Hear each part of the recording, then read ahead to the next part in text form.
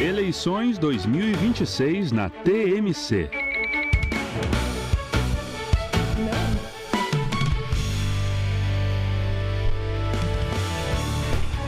8h48, com Direito, Economia e Filosofia no currículo, o professor Fernando Haddad trouxe a sua formação acadêmica para a política e para o PT.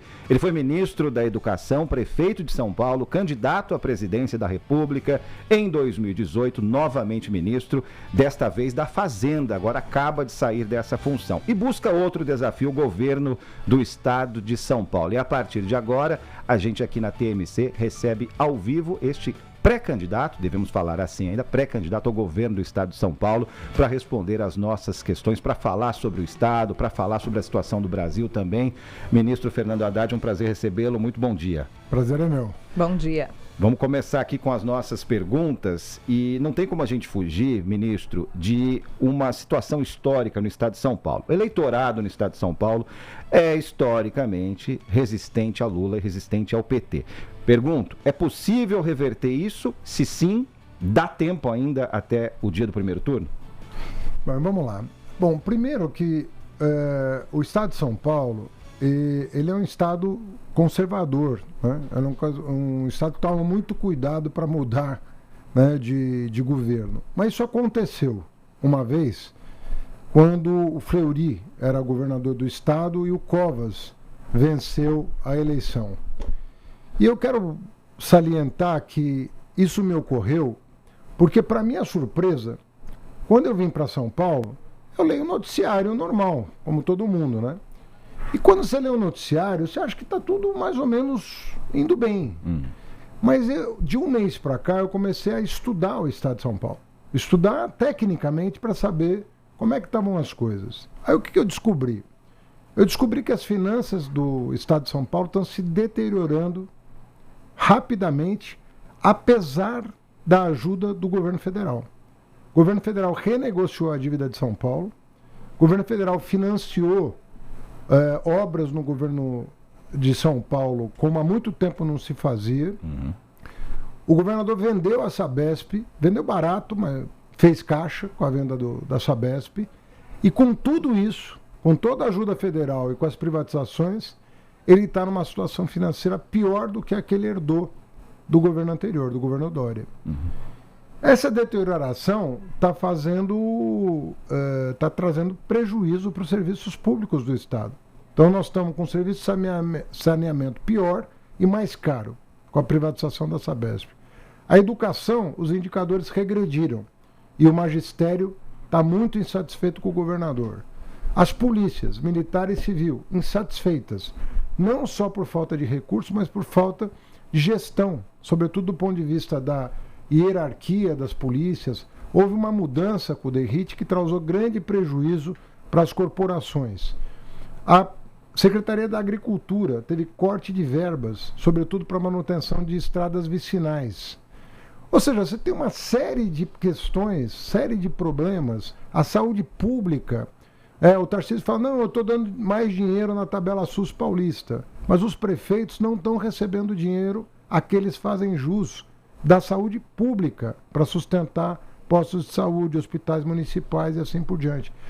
Então, para onde você olhar, você vai ver problemas e poucas entregas. Se não fosse o governo federal, com Minha Casa Minha Vida, com o BNDES financiando o trem, financiando o túnel, nós não íamos ter muito o que ver aqui em São Paulo. Então, o que eu penso é que eu tenho uma oportunidade de me colocando como pré-candidato, esclarecer a opinião pública sobre o que está acontecendo com o seu estado. Se ela amar mais o seu estado do que os seus preconceitos, talvez ela mude de ideia. Mas se ela ficar aferrada aos seus preconceitos, talvez ela continue num caminho que, do meu ponto de vista como paulista, não está dando certo.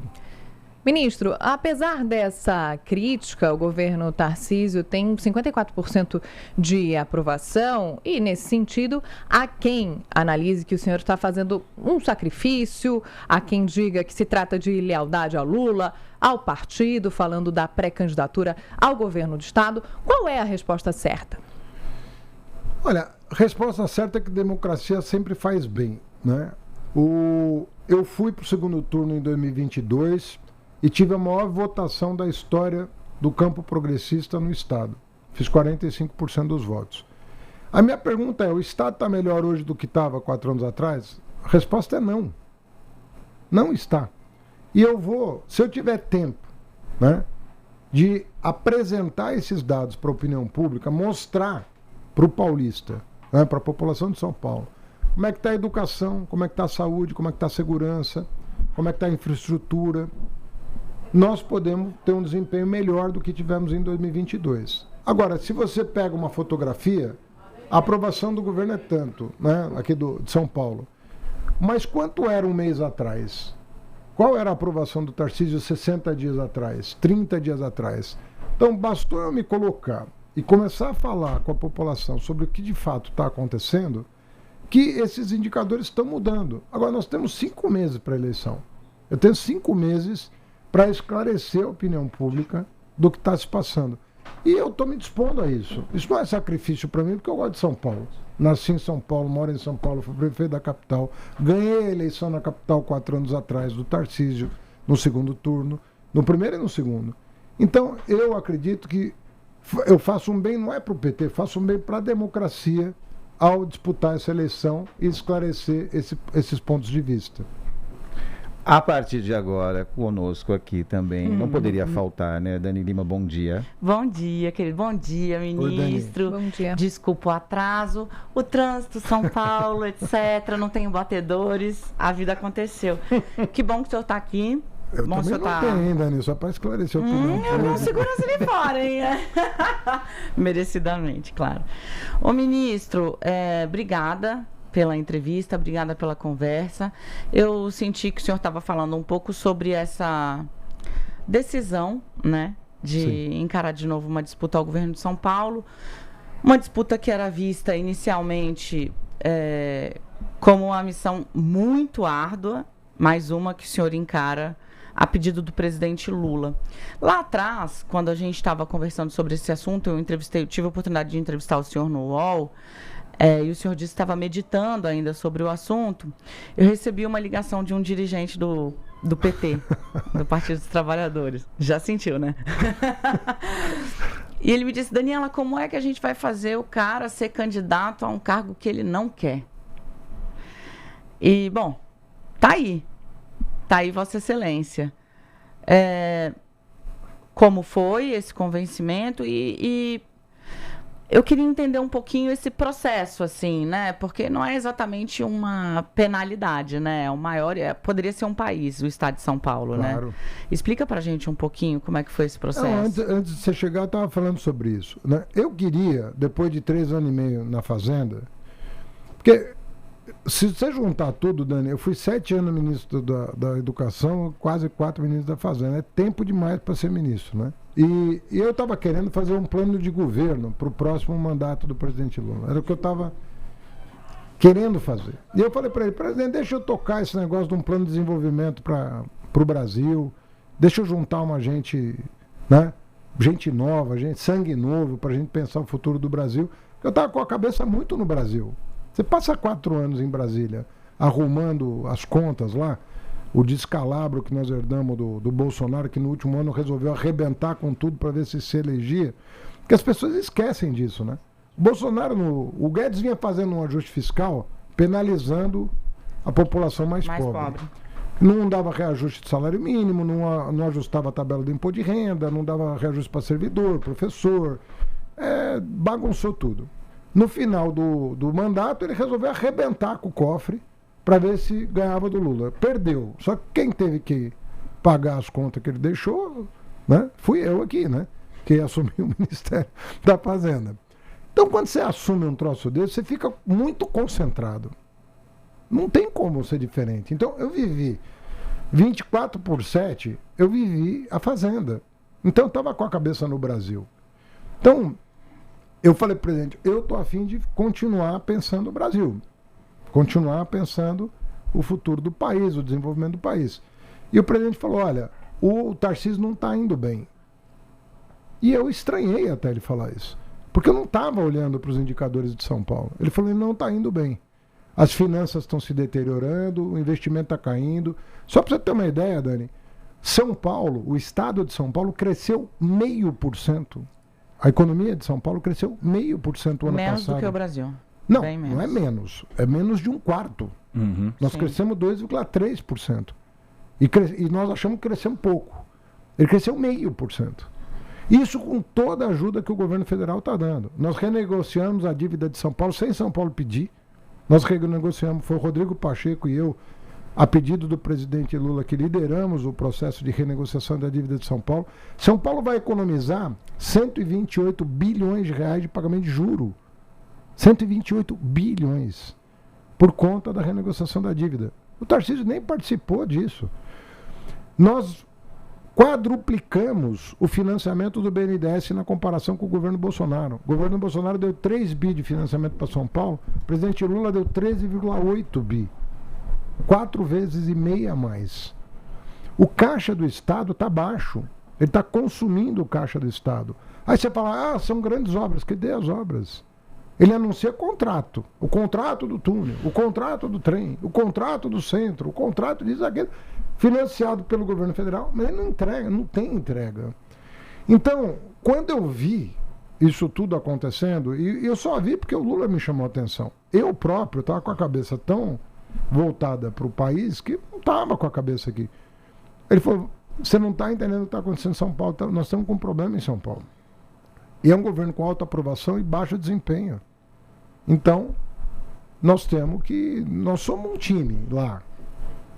Eu não tenho projeto pessoal, Dani, você me conhece o suficientemente para saber. Eu faço parte de um time. Se o time ganhou o campeonato, eu ganhei o campeonato. Agora, ministro, voltando duas casas aí, falando desses projetos de desenvolvimento e voltando ao seu papel enquanto ministro da Fazenda. É uma pergunta nacional e bate em São Paulo também, porque a gente está falando, inclusive, de dinheiro federal que foi para São Paulo, embora o atual governador negue isso em entrevistas, em pronunciamentos públicos. A gente tem um problema nacional que é o orçamento engessado, ou tem obrigações constitucionais, e tem um Congresso que pauta o país de certa forma, e isso no bom e no mau sentido, né? Como é que resolve-se esse quebra-cabeça como ministro e, eventualmente, como governador do estado mais rico da federação? Então, o orçamento federal é engessado desde 1988. Exato, com a Constituição. A Constituição de 88 engessou o orçamento, né? E nós, qual foi nossa primeira tarefa? Nossa primeira tarefa foi pagar os boletos do Bolsonaro. Porque o Bolsonaro deixou 200 bilhões de reais de déficit para o presidente Lula pagar. Com um calote de precatório, calote em governador, calote no Bolsa Família, porque ele não pôs no orçamento de 2023 os 600 reais. Ele botou 400 reais no orçamento. E um déficit, para além disso tudo, de 60 bi explícito na peça orçamentária. Tudo somado, 200 bilhões. Então nós primeiro tínhamos que fazer um saneamento, né? Aí o pessoal fala, o Haddad aumentou o imposto. Não é verdade. Tem uma determinação da Constituição que diz que o gasto tributário com o empresário, que chegou a 800 bilhões de reais, tinha que ser cortado. Então, o que o bolsonarismo chama de aumento de imposto é o corte de gasto tributário. O que é o gasto tributário? É quando você escolhe um empresário para dar um benefício fiscal. Fala, olha, você que é meu amigo, você não vai pagar mais você não vai pagar mais PIS/COFINS, você não vai pagar mais contribuição sobre lucro líquido, você não vai mais pagar IOF, e vira essa coxa de retalhos com orçamento. O Congresso aprovou uma emenda constitucional dizendo, esse gasto tributário tem que cair. Aí o que o bolsonarismo fala? O Haddad aumentou imposto. Não é verdade, não teve uma alíquota aumentada, não teve nada aumentado. Agora, ministro, Oi. O senhor sabe que isso pegou, né? Pegou muito. Eu tava... Mas parece que tem eleição, Dani. Não, com certeza. Acho eleição. Que é um espaço para debater. Você pega a rede social, você infesta a rede social. Ninguém está discutindo nada. Ninguém está ali conversando com ninguém. Ali não tem nada de social. Social não é isso aqui. Isso aqui é social. É uma rede social. Estou conversando com vocês. Tem contraditório. Vocês me questionam, eu respondo e assim vai. Na rede social não. É só o carimbo. Entendeu? É a lacração. É a lacração. Agora, quando você explica para o cara, 140 mil brasileiros estão pagando mais imposto. E 15 milhões estão pagando menos imposto. Isso aconteceu. Aí o senhor está falando da taxação dos super ricos e da isenção de quem ganha até 15 mil reais. Não, se você somar todo mundo que perdeu perfeito. com o corte de gasto tributário, que é o benefício fiscal, todo mundo que perdeu, 140 mil pessoas. Quantos ganharam com a reforma? 15 milhões. Eu estava conversando, semana passada foi uma semana muito dura para o governo, o senhor disse que estava pensando muito no Brasil, então eu vou pedir para o senhor voltar e dar uma analisada no que aconteceu semana passada com o Jorge Messias, com dosimetria e enterro da CPMI do Banco Master. É tudo uma coisa só. Tudo uma coisa só, por isso que eu somei aqui no mesmo pacotinho. Foi uma semana dura, eu não acho que o governo perdeu politicamente, mas não acho que o governo perdeu publicamente. Mas eu estou navegando meio sozinha nessa análise, eu quero ouvir um pouquinho o senhor aí. Acho que as pessoas conseguiram entender o que aconteceu. De todo modo, o senhor consegue fazer uma autocrítica? Por que houve tanto espaço para que a oposição martelasse a ideia de que é meio contrassenso. E aí lá vou eu apanhar do pessoal do chat, para falar, gente... O cara que isentou quem ganha 5 mil reais de imposto é acusado de ser o cidadão que aumentou o imposto no Brasil. Só um erro brutal ou uma ausência brutal de comunicação explica, porque... Mas é lógico que eu faço bizarro. Em nome do governo, eu não sou o responsável pela comunicação do governo. Embora tenha feito muita comunicação, tenha me comunicado muito. Eu fui o ministro que mais deu entrevista, seguramente, do governo. Então não faltou empenho da Fazenda em explicar. Agora, a má vontade é enorme de entender, né? E a rede social é quem tem dinheiro é que banca o impulsionamento de notícia. Quem não tem dinheiro... E outro, o governo não tem condição de impulsionar nas redes sociais como faz um cidadão que tem dinheiro. Não, você não pode usar dinheiro público para isso. Não existe isso. E outra, quando você lida com fake news, é muito mais fácil você disseminar desinformação do que quando você lida com a verdade. Porque a verdade sempre exige alguma explicação. E é uma coisa chata a explicação, vamos combinar, né? É mais fácil um carimbo, né? Genocida, não sei o quê, taxade, babá, e vai assim. E aí circula. Eu estou dizendo que o nosso lado também acaba optando pelo caminho fácil da lacração. Então, a gente tem que saber... Nós temos que aprender a lidar com rede social, coisa que a gente ainda não aprendeu. Nós melhoramos. Hoje você pega a rede social, minha rede social hoje, ela tá parelha ali, né? Com o Tarcísio e tal. Mas não é brincadeira. Nós, Brasil ou nós, governo? Temos que melhorar e melhoramos. Não, estou falando mais do campo progressista. Tá certo. Estou falando mais do campo político. Nosso campo político... Já tem uns caras aparecendo que sabem lidar com rede social. Mas a direita tem muitos nomes. Muito mais. Ministro, eu queria falar sobre economia, novamente, voltando uma casa. Existe uma percepção que é contraditória, que é que o governo cria, então, programas e tem criado para aliviar o endividamento das famílias, que é uma preocupação muito grande, mas, ao mesmo tempo, adotando também medidas que a parte do mercado e também o Banco Central apontam como fatores de pressão sobre juros, sobre inflação. Como é que o governo responde a quem vê nisso um ciclo que o próprio governo ajuda a retroalimentar? E eu acho que isso conversa também com essa necessidade de comunicação? Aí não. Não? Aí não. Aí eu acho que é erro de avaliação mesmo. De avaliação? Eu acho. Eu acho que as pessoas custam a entender, as pessoas, quando eu digo, são os críticos do governo. A situação fiscal que nós herdamos, ela a cada ano está melhor. Mas o brasileiro não sente isso, não sente uma melhora. Não, estou falando do fiscal, porque é culpar... vamos por partes, senão a gente vai se perder aqui no argumento. Primeira coisa, por que o juro está alto? Por que o juro do Banco Central está alto? Na minha opinião, porque teve um erro de calibragem. Essa é a minha opinião. E eu não estou sozinho nisso. É bom que se diga isso. E eu não estou fazendo crítica institucional ao banco, não é nada disso.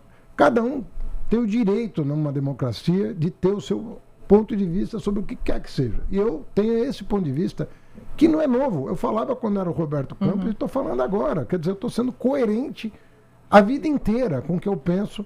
Eu acho que o Banco Central, ele erra muito frequentemente para cima.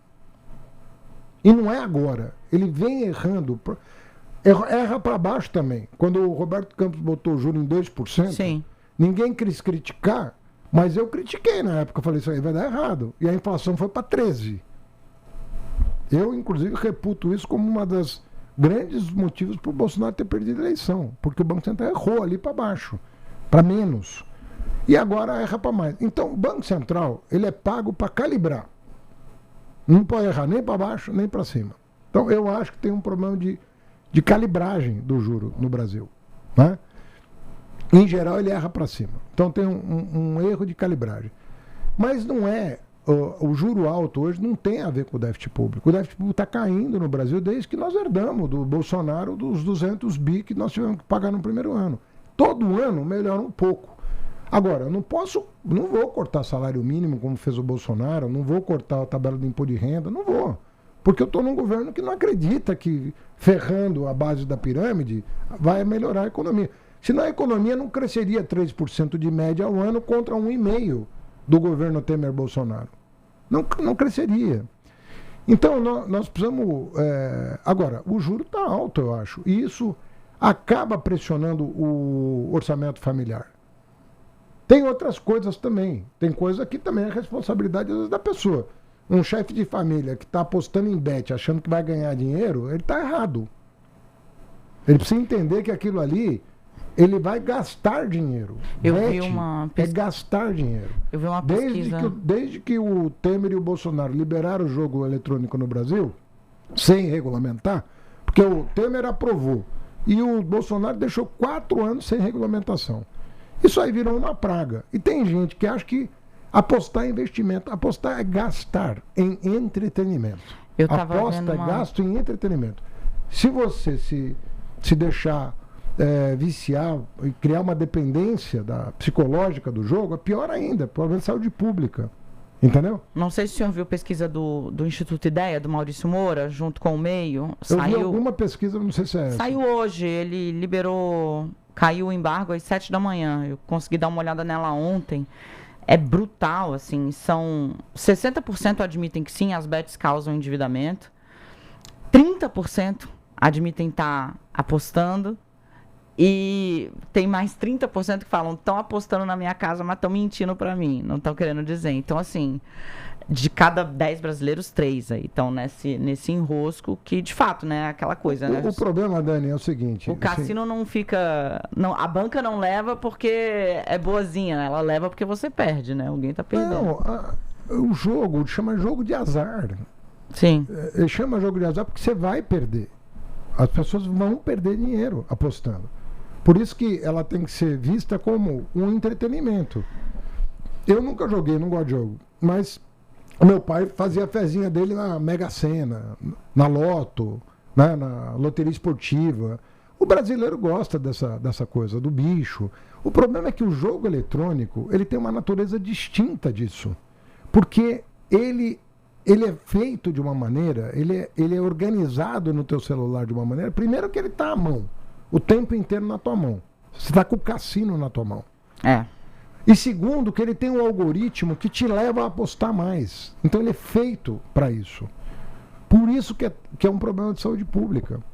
Então tem um debate no mundo hoje sobre proibição ou não.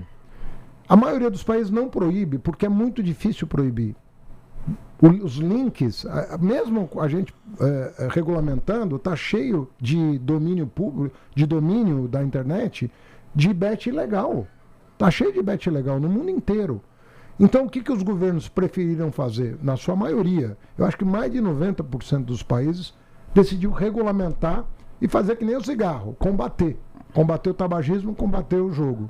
Combater o jogo nesse sentido, de trazer ele assim. No caso do cigarro, é melhor não fumar. No caso do jogo, se a pessoa tem uma relação de entretenimento com o jogo, faz uma fezinha no time de futebol, é uma coisa, mas assim, o problema é que esse ambiente virtual, ele é muito pernicioso. Porque se você vicia no timeline do Instagram, você imagina em jogo. Ministro, eu quero usar 2 palavras que o senhor empregou agora nessa resposta para mudar de assunto. Jogo e risco, mas para falar do jogo político e de risco à democracia. Algumas pesquisas têm mostrado, e a gente já discutiu aqui no nosso TMC 360, a conexão entre intenção de voto para o Senado, não só em São Paulo, país, né? E uma bandeira de campanha que defenda o impeachment de ministro no STF. Ou seja, a oposição, parte da oposição, não vamos generalizar aqui, parte da oposição usa e usará, né, a derrubada de ministros do STF como bandeira de campanha para conseguir voto no seu respectivo estado. Eu te pergunto, ministro, se não tem um exagero aí, um risco enorme para a democracia, inclusive se isso não é uma preocupação da própria campanha sua, né, e do PT, de modo geral, para ter candidatos fortes ao Senado, pensando nisso. Bom, em primeiro lugar, que numa democracia, ninguém está seguro no cargo. É bom que se diga isso. Uhum. Né?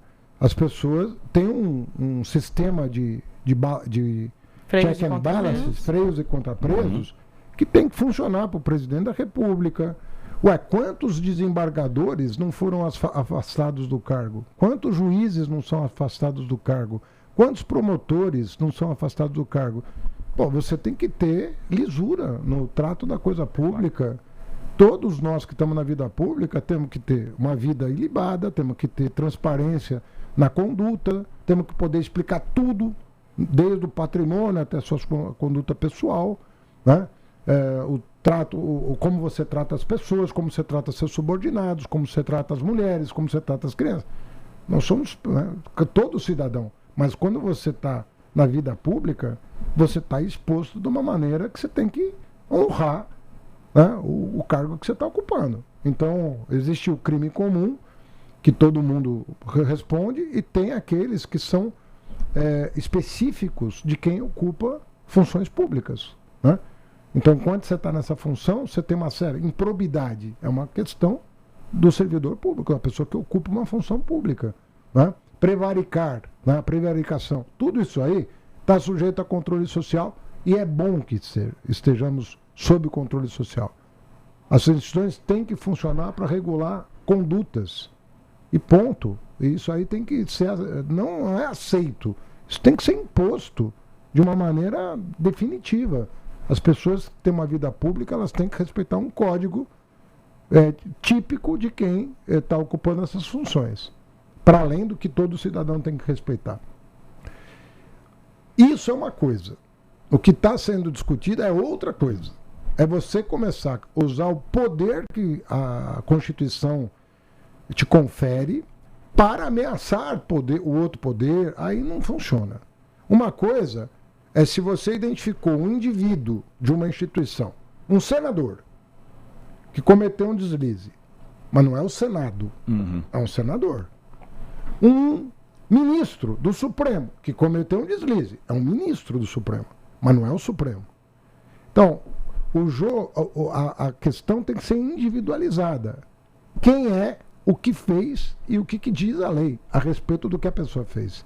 Aí eu sou plenamente favorável. Eu acho que todos nós temos que responder pelos nossos atos. Não importa se é ministro do Supremo, se é ministro de Estado, se é presidente da República. Responde, ponto. Ponto. Agora, a instituição, o Banco Central, pegaram 2 corruptos lá, no caso do Banco Master. Você vai punir os 2 corruptos, você não vai fechar o Banco Central. Você vai punir os 2 corruptos, que supostamente favoreceram o Banco Master. Ponto. Então, essa questão é muito sensível, porque se a gente não entender a diferença entre um membro de uma instituição, um policial militar, não é a corporação, às vezes eu falo a polícia militar, não, tem um policial militar que cometeu um crime, você pune o policial militar. Um delegado cometeu um crime, pune o delegado. É diferente da Polícia Civil, é diferente da Polícia Militar, é diferente do Supremo Tribunal Federal. Circulam histórias muito interessantes nos bastidores sobre a reação do senhor quando o senhor teve ideia de de contratos feitos pelo Master com familiares de pessoas públicas, enfim. Um dia eu quero desenrolar esse papo com o tempo, mas hoje temos uma missão aqui que é arrancar lead. Ministro Fernando Haddad, pré-candidato ao governo do Estado de São Paulo. Quem é o vice? Ou a vice? Qual é a sua chapa ao Senado? Porque tá sobrando o nome. Já que falávamos de Senado, já que falávamos dele, mas né? Esse é um bom É um ótimo problema, mas tem que resolver, né? Não deixa de ser problema. Não, veja bem, eu já falei com o Márcio França que foi governador de Estado, ministro de Estado, Simone Tebet, que prefeita, senadora, ministra, todo mundo tem muito currículo, a Marina, nem preciso dizer, senadora, ministra, figura internacional. Estamos todos bem, no mesmo palanque, todo mundo feliz. Marromé. Por quê? Todo mundo feliz, todo mundo tá feliz, eu não sei. Agora, obviamente que, assim, nós temos uma questão para resolver. É uma matemática. Tem uma matemática para resolver. Tem 2 vagas para senador e tem 3 candidatos. Então, isso ninguém vai negar. E tem uma vice. Existe a questão. Então, que eu estava especulando sobre uma pessoa que eu gosto muito, que é a Teca Vendramini, que falou, Haddad, não dá de vice, mas eu colaboro com o teu plano de governo, te aproximo do agro. Explica quem é a Teca, porque é uma pessoa muito conhecida no meio A Teca foi presidente da Sociedade Rural Brasileira. Uhum. É uma pessoa, primeiro, encantadora, inteligentíssima e muito dedicada ao agro, né? E que respeita muito o trabalho que o nosso governo fez para o agro, do ponto de vista do financiamento, de estímulo à produção, de recuperação de terras degradadas. Ela acompanhou tudo isso. O Ecoinvest, o Fundo Clima, tudo isso aí mudou a cara do Brasil perante o mundo. Tanto é que a gente abriu 500 mercados para produtos brasileiros. Sabendo disso, ela tem muita simpatia pelo nosso campo, gosta do presidente Lula, e chegou até a se filiar ao PDT, a meu pedido. Eu falei, se filia. Não, mas não sou da política. Eu falei, mas se filia para ver se você se torna. Eu também não era da política. Eu vim a ser candidato depois. De repente, parece uma oportunidade. E ela falou, olha, me filiei, vou colaborar, vou fazer o plano de governo, mas me candidatar é uma coisa que eu não me acostumei com a ideia. Eu falei, cara, tá tranquilo, só de você estar perto já vai fazer bem para a campanha. Então, dito isso, eu estava com ela na cabeça. Mas eu não sentei com o pessoal depois, eu tive com ela anteontem, né? Então não tive com mais ninguém. Ou seja, três nomes, uma vaga, digamos, sobrando. Vossa Excelência foi buscar fora ainda, porque queria ampliar o problema, o bom problema. Não, é porque eu tinha consultado as pessoas primeiro, né? Perfeito. Sobre a vice, os 3 que você se referiu. Tinha consultado antes. E o PDT queria vir para coisa que não aconteceu em 2022. Perfeito. Então, olha, eu tô com o palanque de 2022, com a Simone, que era do MDB e veio para o PSB, e com o PDT que tinha um candidato e que também está vindo. Tá bem. O PDT que não foi para Paris dessa vez. Mas isso em 18, mas em 22 eles tiveram um candidato no primeiro turno. Não. Ministro, dado da realidade. Ministro, ela está querendo aprontar nessa. Ela quer aprontar. A gente estava sabendo desde cedo. Não. Ministro, eu queria falar sobre o plano de governo, sobre a preocupação com a violência, com a segurança pública, com a insegurança. A gente aqui em São Paulo tem medo de sair à rua, muitas pessoas têm medo de usar o celular na rua. Nós temos enfrentado índices de violência contra a mulher que atingem recorde atrás de recorde, e nós falamos disso sem que consigamos vislumbrar uma solução factível, algo que de fato vá frear esse tipo de violência. E entendemos que o campo da direita tem um discurso mais enfático contra a violência e o campo progressista enfrenta algumas dificuldades com isso no discurso. O que pode ser feito em São Paulo para que nós paremos de falar de mulheres mortas, mutiladas, torturadas, pessoas assaltadas, não conseguem sair à rua, estupro coletivo? O que pode ser feito? Olha, eu concordo com você que a segurança está no topo das preocupações do povo paulista, fácil. Está no topo das preocupações. Agora, as decisões administrativas do atual governo, do governo Tarcísio, são ruins. Primeiro, ele perdeu a confiança da Polícia Civil. Não cumpriu palavra, prometeu que o salário do delegado ia estar, que está em, sei lá, 15º lugar, não vou... Vai falhar minha memória aqui. Em que posição que está, mas que ia ser um dos primeiros. Assim, perdeu a confiança da Polícia Civil. O Derrite desorganizou a Polícia Militar.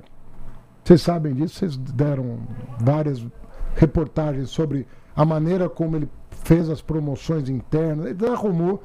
Inclusive, o governador e o Derrite andaram se estranhando aí por conta disso, da bagunça que ele fez. Fez uma grande bagunça, tentou atrapalhar a lei antifacção do governo federal como relator. Depois o Senado ajudou a corrigir e a gente saiu mais ou menos bem do outro lado da piscina, porque ele bagunçou. Mas o maior erro do governador Tarcísio foi ser contra a PEC da segurança pública. Esse foi o maior erro dele. Não existe chance da gente combater o crime organizado desorganizados. Não tem chance. E ele, ao não entender o gesto que o presidente Lula fez, de criar uma situação em que a cooperação se torna a regra e não a exceção, ele jogou uma oportunidade de ouro no lixo. Veja a Operação Carbono Oculto. Quem fez a Operação Carbono Oculto? Considerada por todos os especialistas a maior operação contra o crime organizado, que pegou a REAG, ajudou a desmontar a Master, Refit, etc. Receita Federal, sob a batuta do Ministério da Fazenda, e Ministério Público de São Paulo. Cooperação. Depois entrou Polícia Federal, depois entrou... Mas assim, quem montou a operação foram essas duas instituições. Uma do Estado de São Paulo, Ministério Público, tem nada a ver com o governo, o Ministério Público, e a Receita Federal, que aí sim tem a ver com o governo, mas tem um grau de independência muito grande. A Receita Federal, a Polícia Federal tem níveis de independência muito grandes. Mas você tem que liberar para combater o crime. Se você ficar segurando, você não vai combater. Essa cooperação, ela é imprescindível. Eu tenho lido várias entrevistas do Lincoln Ngakia, que é um dos maiores especialistas em PCC. Deveria ser muito mais ouvido do que é. É um promotor, gente, do estado de São Paulo. É um promotor que há muitos anos trabalha só em investigação contra o primeiro comando da capital e é um dos homens mais ameaçados de morte do país. O que o Lincoln tem preconizado? Né? Eu sou muito amigo e fui colega de universidade do Leandro Piquet, que é um professor universitário estudioso de violência.